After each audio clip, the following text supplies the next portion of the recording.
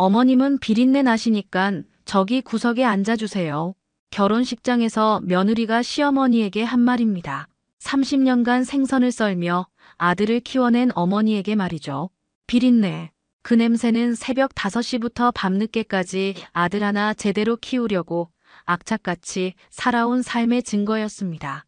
거친 손과 젖은 앞치마로 버텨온 시간들이었어요. 하지만 아들의 가장 행복한 날, 그 냄새는 숨겨야 할 부끄러운 것이 되어버렸습니다. 그런데 여기서 이야기가 끝났다면 그냥 슬픈 가족사로 남았을 텐데요. 이 68세 어머니가 선택한 반격 방법은 그 누구도 예상치 못한 것이었습니다. 법정에서 공개된 3GB의 증거들과 며느리의 충격적인 발언 녹음 파일, 그리고 결국 무너져버린 유튜버 며느리의 완벽한 가면.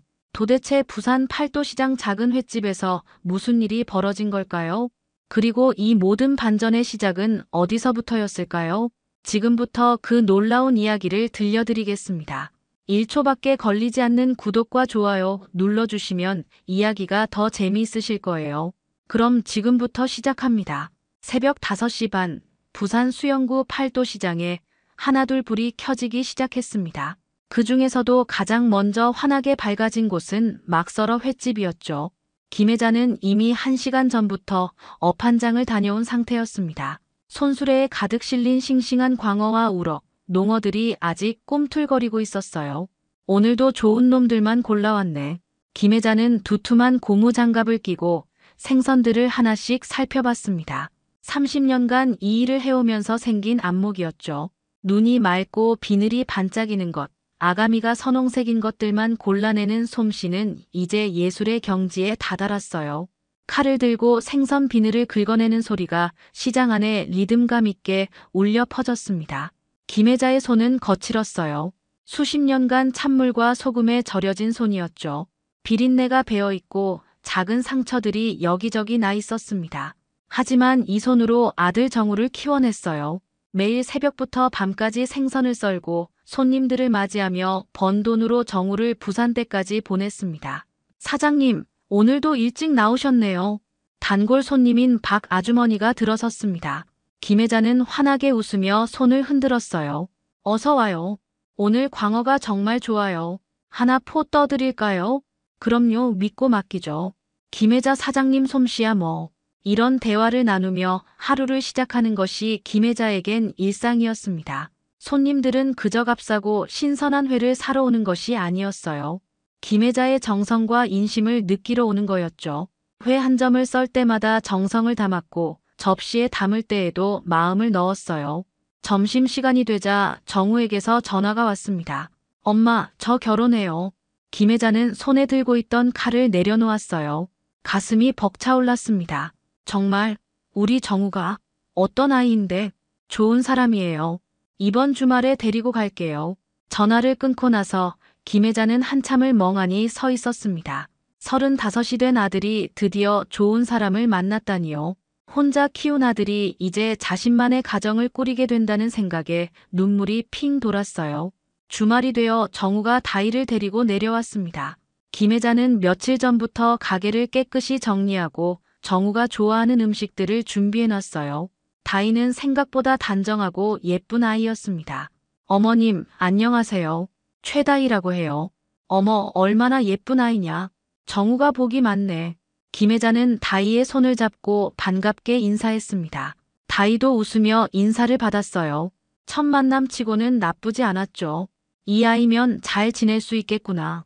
김혜자는 속으로 생각했습니다. 아들이 행복해 보였고 며느리도 괜찮은 아이 같았어요. 오랫동안 품어왔던 걱정이 조금씩 사라지는 느낌이었습니다. 결혼 준비가 본격적으로 시작되면서 김혜자는 설렘과 함께 조금씩 어색함을 느끼기 시작했습니다. 다희가 서울에서 내려와 여러 가지 이야기를 꺼낼 때마다 그 속에는 미묘한 선이 그어져 있었어요. 어머님, 웨딩 촬영은 저희끼리만 할 예정이에요. 다희는 환하게 웃으며 말했지만 김혜자는 왠지 마음 한편이 서늘해졌습니다. 아, 그래. 나는 빠지는 거구나. 네, 컨셉이 있어서요. 이해해 주시죠? 컨셉이라는 말이 김혜자에겐 낯설었어요. 결혼 사진에 컨셉이 필요한 건지 왜 시어머니는 그 컨셉에 맞지 않는 건지 이해할 수 없었습니다. 하지만 요즘 젊은 사람들의 방식이겠거니 하며 넘어갔죠. 며칠 후에는 더 구체적인 이야기들이 나왔습니다. 어머님, 결혼식 하객 수를 좀 줄여야 할 것 같아요. 저희 쪽 사정상 어머님 쪽은 10분 정도만 모시면 될까요? 김 회장은 깜짝 놀랐어요. 팔도 시장에서 30년간 장사를 하면서 정을 나눈 사람들이 얼마나 많은데 고작 10명이라니요. 10명? 그럼 춘자 언니랑 몇 분만 모시라는 거야? 죄송해요. 예식장 사정이 그래요. 다희의 목소리는 여전히 정중했지만 김 회장은 점점 작아지는 기분이었습니다. 아들의 결혼식인데 정작 자신은 구경꾼 같은 느낌이었어요. 정우야, 이게 맞는 거야? 김 회장가 정우에게 물었을 때 정우는 머뭇거리며 대답했습니다. 엄마, 요즘 결혼식이 다 그래요. 작고 간소하게 하는 게 트렌드래요. 트렌드라는 말로 모든 걸 설명하려는 아들의 모습에서 김 회장은 서운함을 느꼈어요. 언제부터 자신의 아들이 이렇게 말하게 됐을까요? 가장 충격적인 건 청첩장이었습니다. 다희가 가져온 청첩장 시안을 보는 순간 김 회장은 말문이 막혔어요. 신랑 박정우, 신부 최다희. 그게 전부였습니다. 신랑의 어머니 김혜자라는 이름은 어디에도 없었죠. 다희야, 보통 부모님 성함도 넣지 않나? 요즘엔 간단하게 해요. 어머님도 이해해 주시죠? 이해해달라는 말을 들을 때마다 김혜자는 가슴이 답답했습니다. 무엇을 이해해야 하는 걸까요? 왜 자신이 아들의 결혼에서 점점 지워져 가는 걸까요? 어느 날 다희가 김혜자에게 말했습니다. 어머님, 결혼식 때 시장이나 횟집 이야기는 안 하시는 게 좋을 것 같아요. 왜? 손님들께서 오해할 수도 있어요. 그냥 조용히 계시면 돼요. 조용히 계시면 된다는 말에 김 회장은 뭔가 잘못됐다는 걸 확실히 느꼈어요. 자신이 아들을 키운 삶의 터전이 자신이 자랑스러워하는 일이 숨겨야 할 무언가가 된 거였습니다. 그날 밤 김 회장은 잠을 이루지 못했어요. 남편의 영정 앞에 앉아 한참을 생각했습니다. 여보, 내가 뭔가 잘못 생각하고 있는 건가? 아들이 행복하면 되는 거 아닌가? 하지만 마음 한편으론 계속 서운함이 자라고 있었어요. 30년간 칼 한 자루로 아들을 키워낸 자신의 삶이 부끄러운 일인지 정말 숨겨야 할 무언가인지 의문이 들었습니다. 결혼식 날이 다가오자 김 회장은 며칠 전부터 한복을 준비했습니다.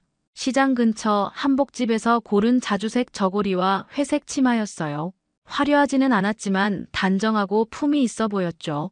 거울 앞에서 몇 번이고 입어보며 혹시 어색한 곳은 없는지 살펴봤습니다. 이 정도면 괜찮겠지? 김 회장은 속으로 중얼거리며 머리도 미용실에서 곱게 올렸어요. 아들의 결혼식에서 부끄럽지 않은 어머니가 되고 싶었습니다. 결혼식 당일 김 회장은 일찍부터 서울로 올라갔어요. 예식장에 도착하니 이미 많은 사람들이 와 있었습니다. 화려한 드레스를 입은 여성들과 정장을 차려입은 남성들 사이에서 김 회장은 왠지 위축되는 기분이었어요. 어머님, 다희가 웨딩드레스를 입고 나타났습니다. 정말 아름다웠어요. 김 회장은 진심으로 감탄했죠. 어머, 얼마나 예쁘냐. 우리 정우가 정말 복받았구나. 감사해요, 어머님.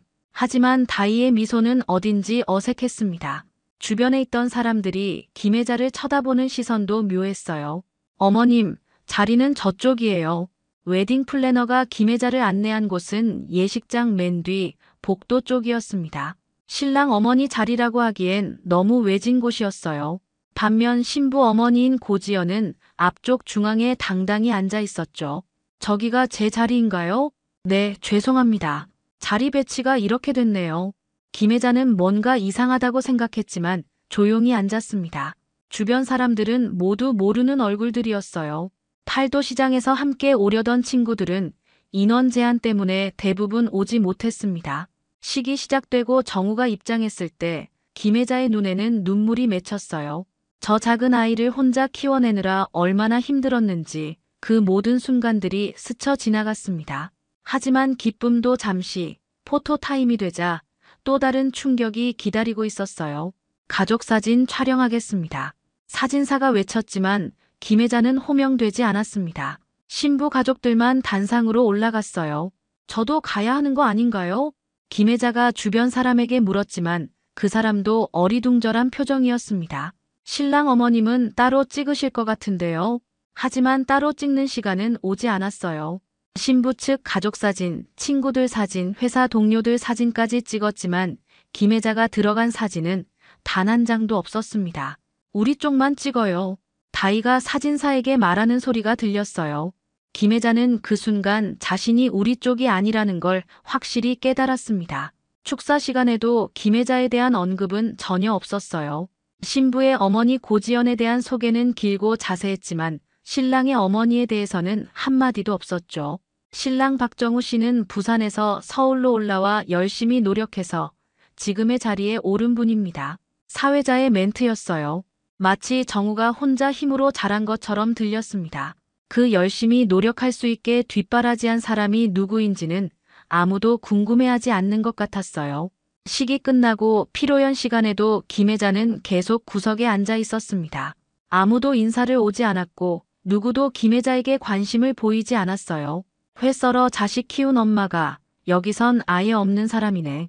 김혜자는 속으로 쓸쓸하게 중얼거렸습니다. 30년간 생선을 썰며 아들을 키워낸 자신의 존재가 이 화려한 결혼식장에서는 아무 의미가 없는 것 같았어요.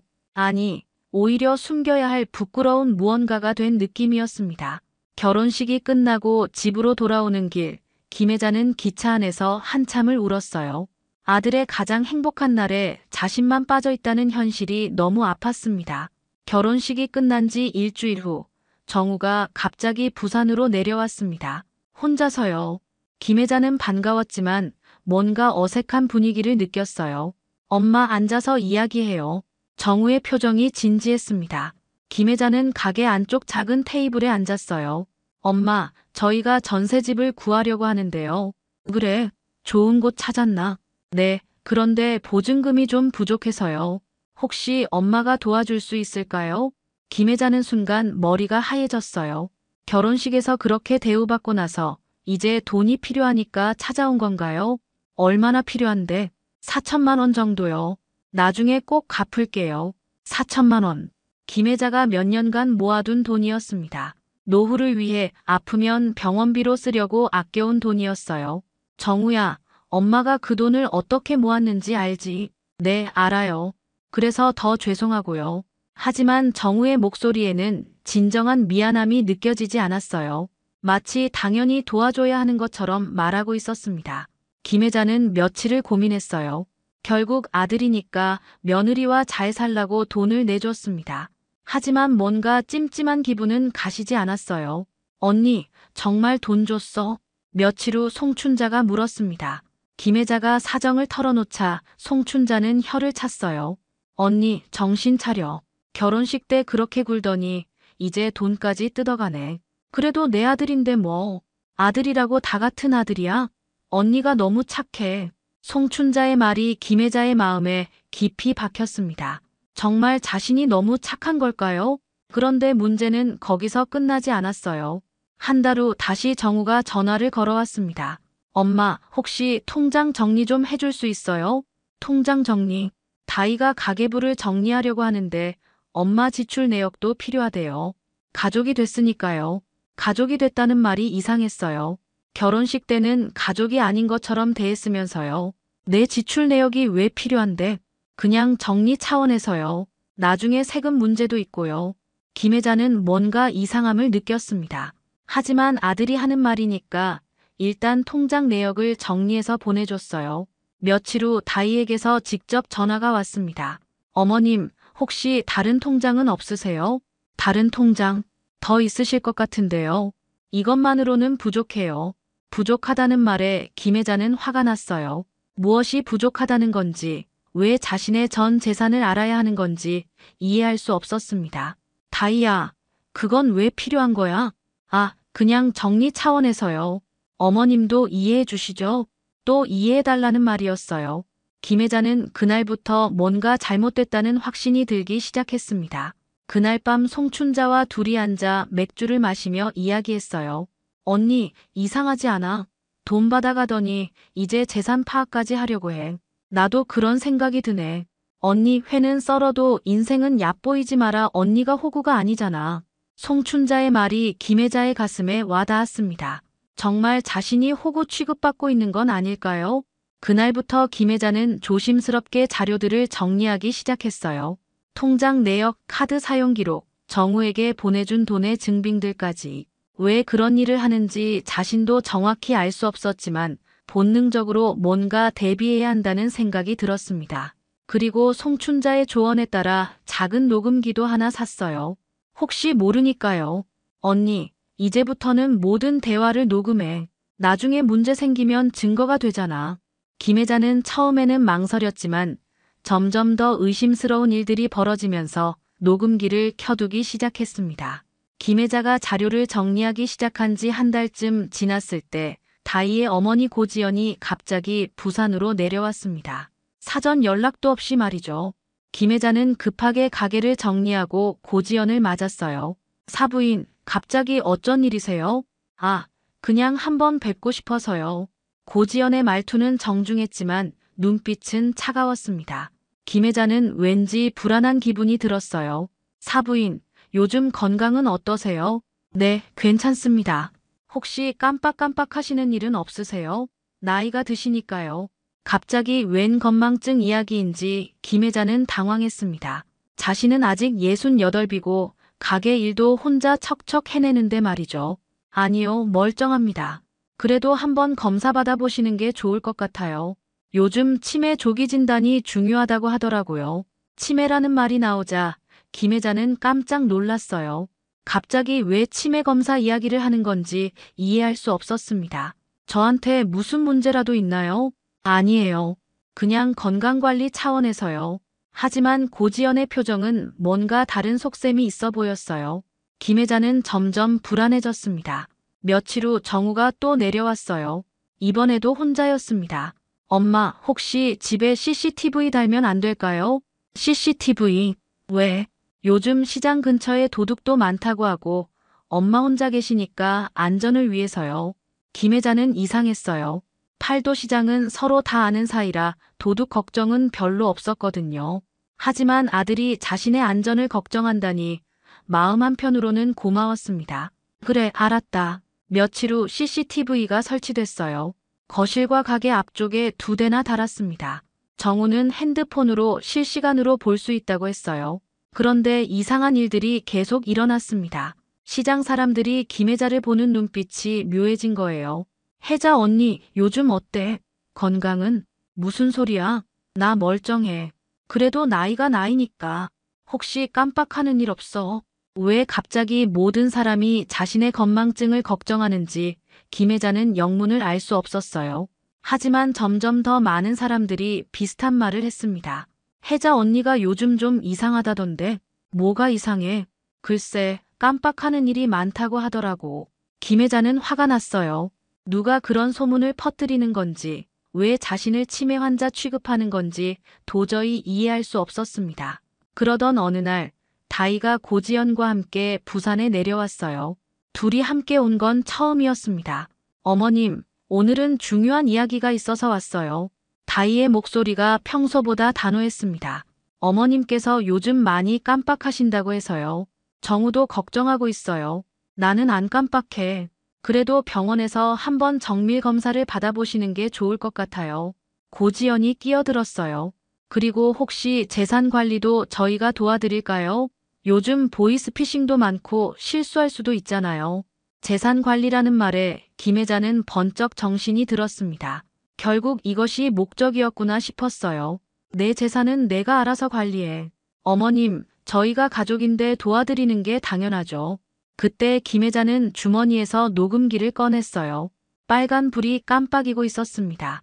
지금 녹음 중이다. 다희와 고지연의 얼굴이 하얗게 질렸어요. 어머님, 왜 갑자기 녹음을? 내가 치매라며? 깜빡한다며? 그럼 이것도 깜빡한 거겠네. 김혜자의 목소리가 단호해졌습니다. 바로 그때 송춘자가 가게로 들어왔어요. 손님들 많네. 혜자 언니, 무슨 일이야? 송춘자는 분위기를 파악하고는 김혜자 옆에 당당히 서서 말했어요. 혜자 언니 알로 보다가는 회 떠진다. 다희와 고지연은 더 이상 할 말이 없다는 듯 서둘러 자리를 떴습니다.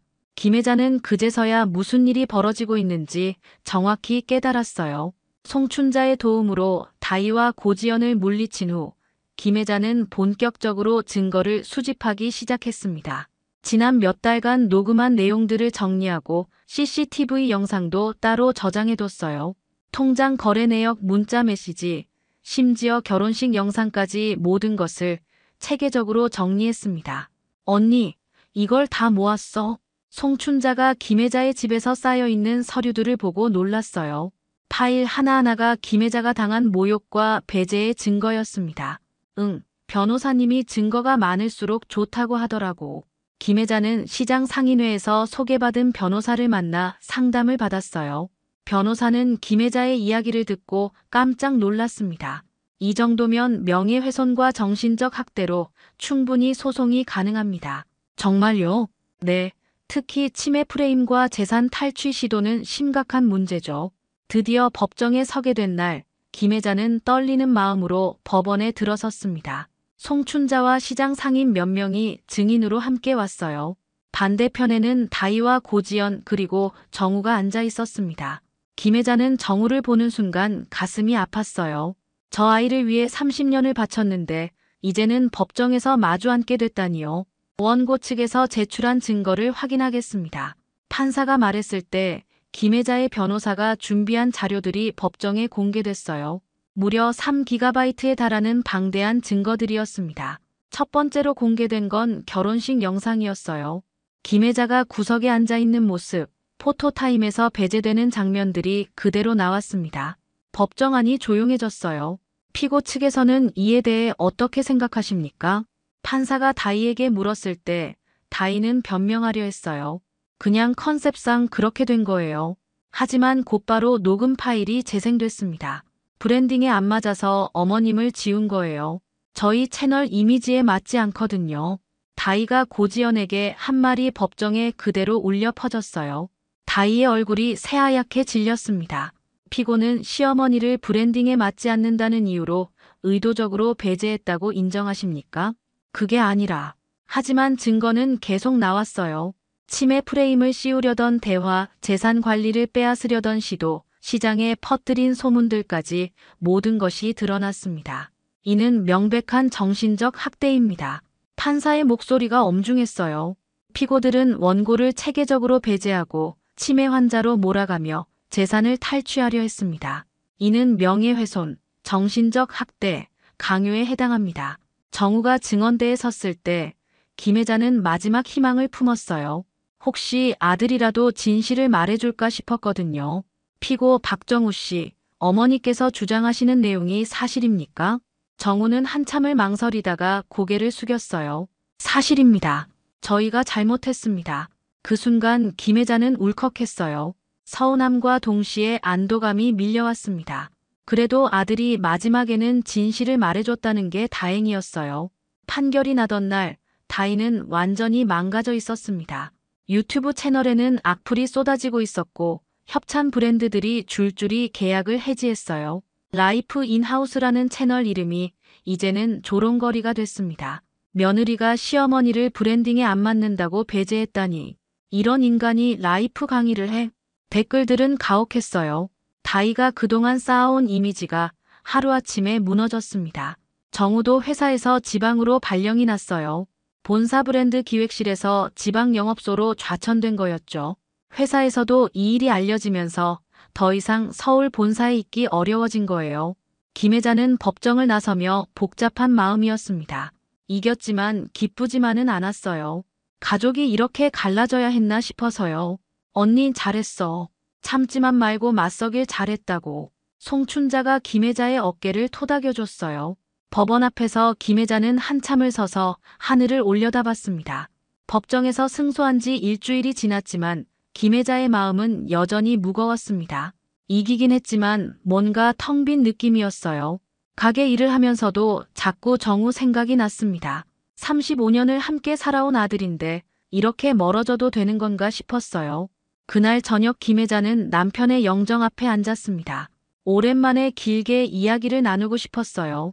여보, 내가 너무 과했나? 영정 속 남편은 여전히 따뜻하게 웃고 있었습니다. 45세 세상을 떠난 남편이었죠. 정우가 고등학생일 때였어요. 그때 당신이 있었다면 어떻게 했을까? 아들 편을 들었을까? 내 편을 들었을까? 김혜자는 혼자 중얼거리며 웃었어요. 남편이라면 분명 양쪽 다 타이르며 중재했을 거예요. 항상 그런 사람이었거든요. 이젠 좀 웃고 싶네요, 여보. 그동안 너무 힘들었어. 정말로 오랜만에 마음 편히 웃을 수 있을 것 같았습니다. 억울함과 분노로 가득 찼던 마음이 조금씩 비워지는 느낌이었어요. 며칠 후 예상치 못한 일이 벌어졌습니다. 정우가 혼자 부산으로 내려온 거예요. 법정에서 만난 후 처음이었습니다. 엄마, 정우의 목소리는 쉬어 있었어요. 많이 울었나 싶을 정도로 눈이 빨갛게 부어 있었습니다. 어서 와. 김혜자는 덤덤하게 말했어요. 화가 나지 않는 건 아니었지만 그래도 내 아들이니까요. 엄마, 죄송해요. 정말 죄송합니다. 정우가 무릎을 꿇고 머리를 조아렸어요. 김혜자는 깜짝 놀랐습니다. 언제 마지막으로 아들이 자신에게 무릎을 꿇었던가요? 일어나, 무릎 아파. 아니에요. 제가 정말 잘못했어요. 엄마를 어떻게 그럴 수 있었는지. 정우의 목소리가 떨렸어요. 진심으로 후회하고 있다는 게 느껴졌습니다. 다희하고는 어떻게 됐어? 이혼 절차 진행 중이에요. 더 이상 함께 살 수 없을 것 같아요. 김혜자는 복잡한 마음이었어요. 며느리와 헤어지는 게 좋은 일인지는 잘 모르겠지만 그래도 아들이 정신을 차린 것 같아서 다행이었습니다. 엄마, 제가 앞으로 어떻게 해야 할까요? 내가 알아서 해야지 내가 뭘 알겠어. 하지만 김혜자의 목소리에는 예전의 따뜻함이 조금씩 돌아오고 있었어요. 며칠 후 정우가 또 찾아왔습니다. 이번에는 다른 이야기를 꺼냈어요. 엄마, 요즘 봉사활동 하신다고 들었어요. 김혜자는 법정일이 끝난 후 시장 상인회에서 하는 독거노인 도시락 배달 봉사에 참여하고 있었어요. 일주일에 2번씩 혼자 사시는 어르신들께 음식을 가져다 드리는 일이었습니다. 그런데 저도 함께 가면 안 될까요? 김혜자는 의외였어요. 정우가 봉사활동에 관심을 보인 건 처음이었거든요. 왜? 그냥 엄마가 어떤 일을 하시는지 알고 싶어요. 그리고 제가 할 수 있는 일이 있다면 돕고 싶고요. 정우의 목소리에는 진정성이 느껴졌습니다. 정말로 어머니와 시간을 보내고 싶어 하는 것 같았어요. 김혜자는 잠시 생각했습니다. 아직 마음의 상처가 완전히 아문 건 아니었지만 그래도 아들이 변하려고 노력하는 모습이 보였어요. 그래, 어디 한번 따라 붙어봐라. 정우의 얼굴이 환해졌습니다. 오랜만에 보는 순수한 미소였어요. 정말요? 감사해요, 엄마. 대신 힘들어도 불평하지 마. 봉사활동이 장난이 아니야. 네, 알겠어요. 그 주말, 정우는 정말로 김혜자와 함께 봉사활동에 나섰습니다. 도시락을 나르고 어르신들 말벗이 되어드리고 청소도 도왔어요. 김혜자는 아들의 모습을 보며 조금씩 마음이 풀어지는 걸 느꼈습니다. 엄마, 이런 일을 하시는 줄 몰랐어요. 이제 알았으니까 됐어. 정말 존경스러워요. 정우의 말에 김혜자는 아무 대답을 하지 않았지만 마음 한편이 따뜻해지는 걸 느꼈어요. 아직 예전처럼 돌아갈 수는 없겠지만 새로운 시작은 할 수 있을 것 같았습니다. 법정 승소 소식이 알려진 후 막설어 횟집에는 예상치 못한 변화가 찾아왔습니다. 평소보다 손님들이 더 많이 찾아왔어요. 단골들뿐만 아니라 처음 보는 얼굴들도 있었죠. 사장님, 신문 기사 봤어요. 정말 속이 시원했어요. 잘하셨어요. 손님들이 하나둘 김혜자에게 격려의 말을 건넸습니다. 김혜자는 처음에는 부끄러워했지만 점점 마음이 따뜻해졌어요. 사장님 같은 분이 계셔서 우리 같은 서민들도 힘이 나네요. 맞아요. 돈 많고 학벌 좋다고다가 아니라는 걸 보여주셨어요. 이런 말들을 들을 때마다 김혜자는 자신이 한 일이 옳았다는 확신이 들었습니다. 혼자만의 싸움이 아니었던 거예요. 송춘자도 매일같이 가게에 와서 김혜자를 응원했어요. 언니, 이제 좀 살 것 같아. 그동안 얼마나 속상했는지 내가 다 안다. 고마워, 춘자야. 내가 없었으면 못 견뎠을 거야. 무슨 소리야. 언니가 워낙 강한 사람이라서 그렇지. 두 사람은 웃으며 이야기했어요. 오랜만에 마음 편한 대화였습니다. 어느 날 오후 정우가 봉사활동을 마치고 가게에 들렀습니다.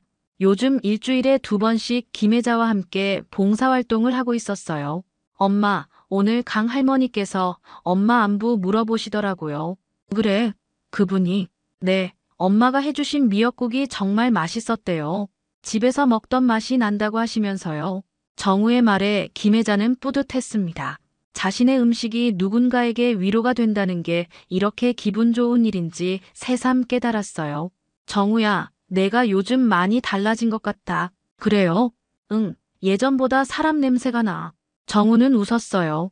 예전 같으면 사람 냄새라는 말을 촌스럽다고 생각했을 텐데, 이제는 그 말이 칭찬이라는 걸 알겠어요.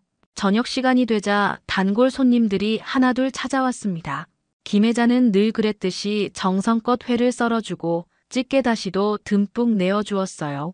사장님, 이 회 정말 맛있어요. 비법이 뭐예요? 젊은 손님이 물었을 때 김혜자는 환하게 웃으며 대답했습니다.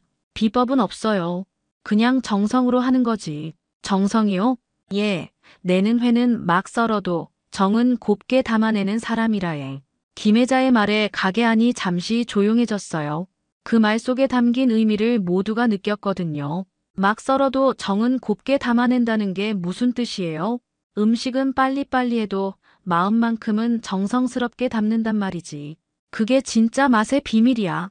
손님들이 고개를 끄덕였어요. 그제서야 왜 이 작은 횟집이 30년간 사랑받아왔는지 이해가 됐습니다. 정우도 어머니의 말을 들으며 많은 생각을 했어요. 지금까지 자신은 겉모습만 번지르하게 치장하는 데 급급했는데 정작 중요한 건 마음이었다는 걸 이제야 깨달았습니다. 밤이 깊어가게 문을 닫을 시간이 되자 김혜자는 하루를 정리하며 생각했어요. 힘든 시간을 보냈지만 결국 자신이 옳았다는 걸 증명했습니다. 그리고 더 중요한 건 자신의 삶에 대한 자부심을 되찾았다는 거였어요. 엄마, 내일도 봉사활동 같이 가도 될까요? 정우가 조심스럽게 물었을 때 김혜자는 따뜻하게 미소 지으며 대답했습니다. 그래, 함께 가자. 우리가 할 일이 많다. 가게에 불을 끄며 김혜자는 마지막으로 혼잣말을 했어요. 참지만 마세요.